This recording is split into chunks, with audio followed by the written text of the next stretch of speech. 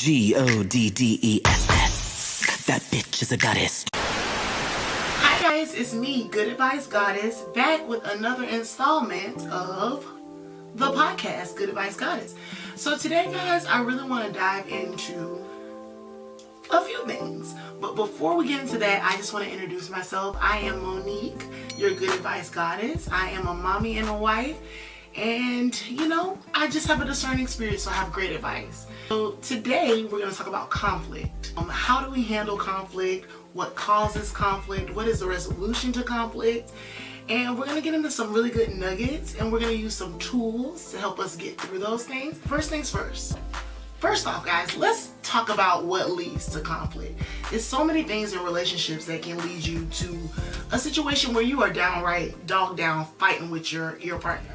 A few things that I feel like, our top 3 reasons why we would get into conflict with our partner. First off is going to be infidelity, of course. If you're cheating, some of us are beating out here. You know what I'm saying? Secondly, it would be finances. People argue over finances all the time. That is the reason for about 60% of marriages failing. Third thing would be feeling unappreciated. One or another spouse feels unappreciated, and they react to that in ways that could cause conflict. I really want to talk about how do we deal with conflict.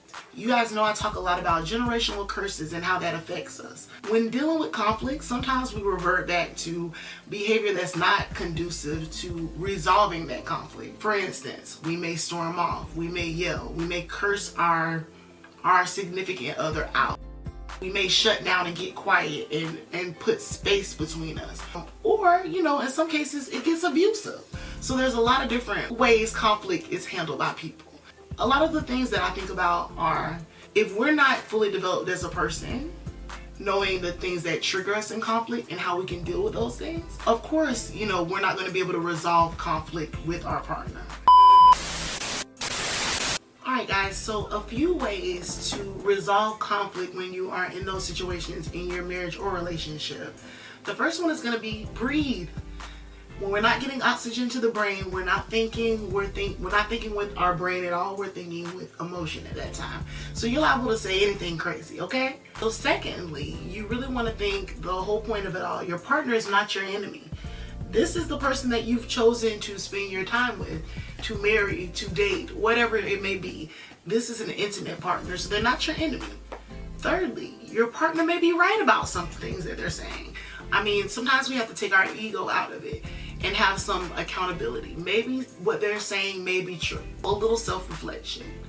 Thirdly, if the conversation is getting to where you may be causing more damage to your relationship than good, maybe you wrap it up, you take a breather, but also ensure your partner you're going to want to revisit this and solve it later. And last but not least, you want to ensure that you resolve whatever issue it is in a timely fashion. Don't let things brew over and take time before you speak to your partner. The more time and space with a conflict, the more disconnected you become. So those are just a few pointers, guys. Now, if you are in a situation where you feel like you might need some counseling, I do suggest the Save the Marriage course, which, of course, is in the link in my bio.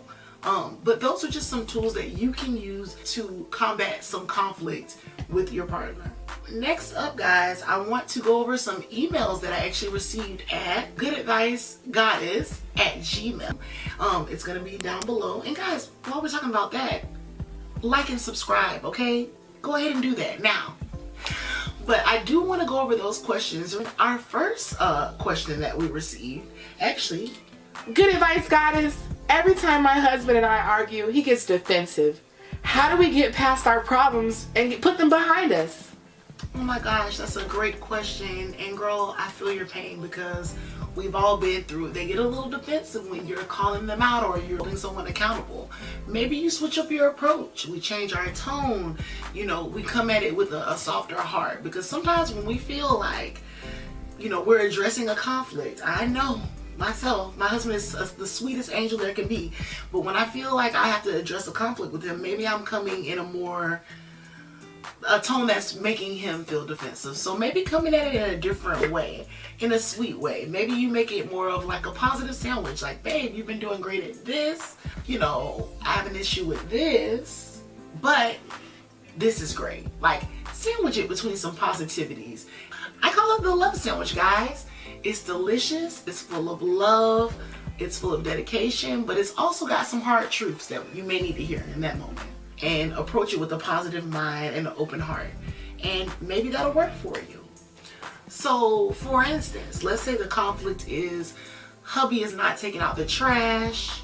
The trash man is missing the trash can every week because hubby, neglected to do that. Maybe we frame it as, what is hubby doing right now? So hubby may be picking the kids up from school every day. Hubby may be mowing the lawn. Hubby may be washing dishes, mopping floors. Let's congratulate him for that. I really appreciate you. You really have been such a help, and I love our partnership. Thank you for, your contributions to our marriage. Second layer might be, but honey, we're missing out on our trash run, so, can we do that next time or in a different way? Don't word it that way, but word it in a way that makes your spouse or your partner feel comfortable. And then last but not least, we will sandwich that with another slice of love. I truly appreciate you. I'm so happy to be married to you. I won't want to be married to anyone else. And shower them with, the recognition that they deserve. So give that a try and hopefully that works for you. Every little thing my partner does, she starts an argument. How do I stop it? That is a great question. So any healthy relationship has conflict, has arguments. I don't want you guys to think that that's not a thing. Like, relationships are not perfect. You will not be in a relationship where you don't argue with your partner. If you're not arguing with your partner, you're probably very disconnected.